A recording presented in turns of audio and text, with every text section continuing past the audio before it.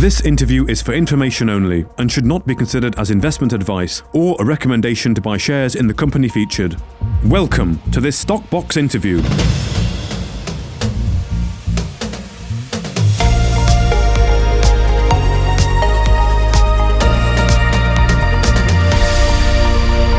Well, Georgina Energy has released a scoping study for its Hussar and Mt Winter projects in Western Australia and the Northern Territory.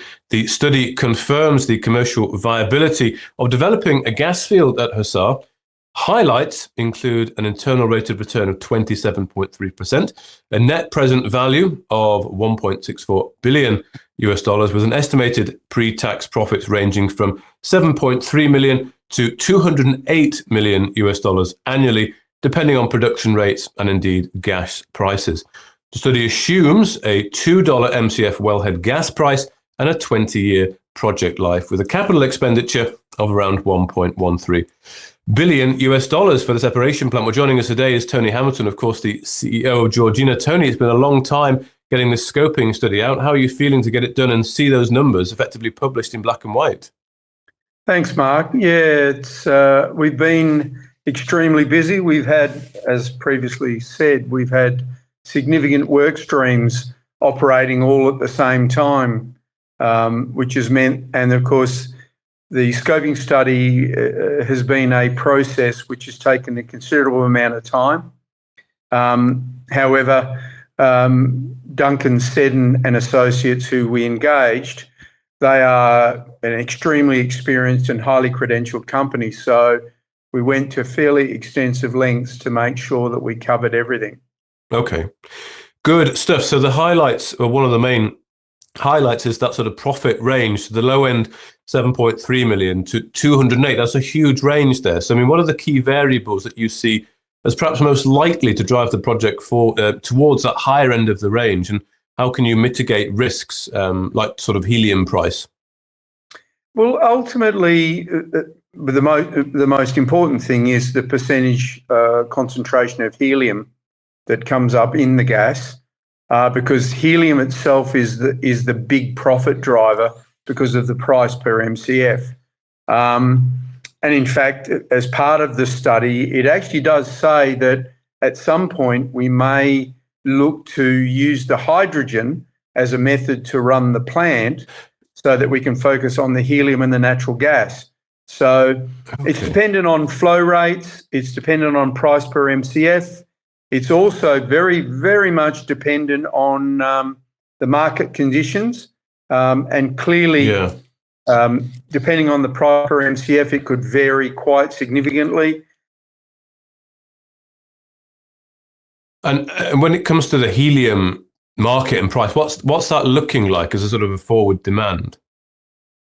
Well, the market demand still seems to be very, very strong, even with all the various companies coming on with production, particularly in the US. And you're seeing contracts at this stage. When we did our original analysis, we based it on about 298, but we've seen prices over 600. And in fact, NASA signed a contract at over 1,000. So it varies because it's a very opaque market and it's very dependent on what industry it's being used in. I mean, bear in mind that NASA, I think from memory, NASA use, or SpaceX, depending on they're one and the same thing, they use about 330,000 cubic feet of helium per launch. Right. Okay. And you, of course, the scoping study setting out quite clearly the economic viability of the project here. And I think you are in London at the moment meeting with potential offtake partners. So now you've got that study complete and they can see the numbers. I mean, can you share any progress on sort of the talks, how they're going, or specific goals you want to achieve whilst you're in London talking to potential offtake partners here about how they could work with you? Well, the primary objective when doing this offtake study was we wanted to understand what their position was. When you're negotiating with someone, you need to know exactly what their position is. And that also matches with the fact that we did a salt caverns study, which is salt solution mining, to create storage cavities, much the same as what they do in the US. And we've given that to the off-taker. And then, of course, it just highlights probably more than anything that Georgina, as a relatively small company, trying to raise the capital to build the plant is unrealistic. So therefore, an off-taker with the financial capacity is more inclined to do that. And bear in mind that the internal rate of return is somewhere over 27%. So that represents a pretty good outcome. So there'll be further RNSs as we advance our discussions with the off-taker. And you've got the current MOU, have you, with Harlequin Energy? How does that fit into, the MOU with them, and also any discussions with other off-takers? So Harlequin Energy is actually an SPV, a special purpose vehicle. We're in discussion with them as we speak. Okay.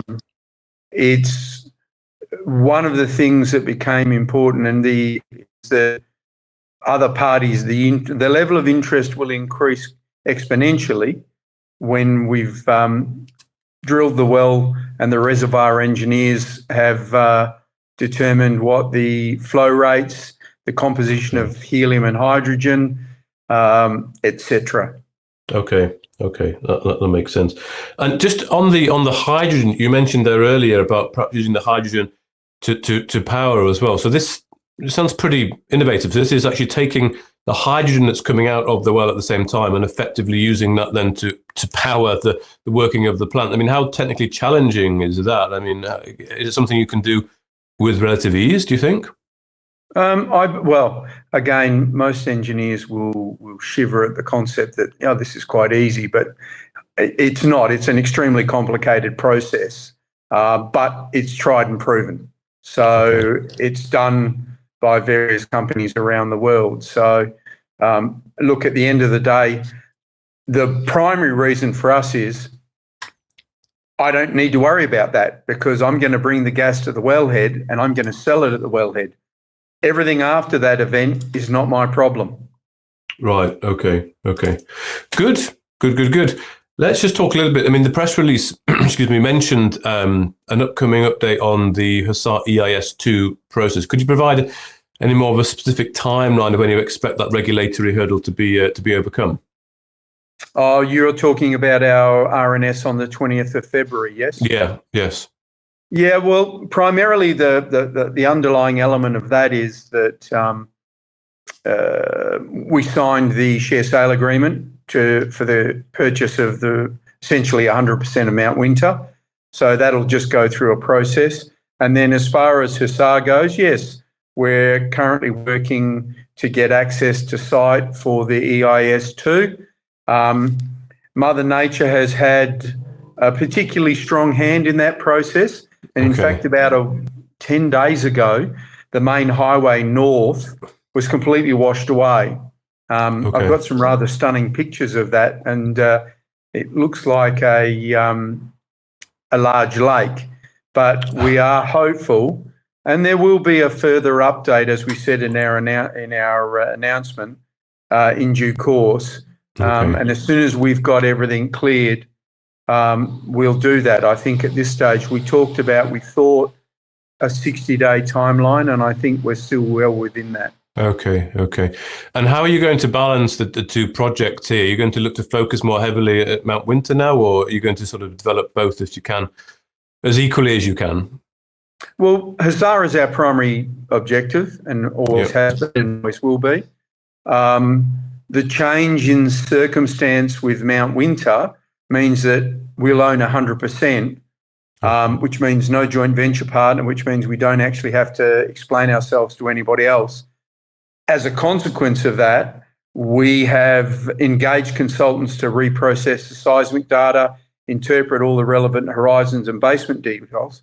What that does is that updates the volumetric details, and it therefore potentially has a potential to upscale the size and shape of it. So that'll become an important part of our application for drilling re-entry at Mt Winter.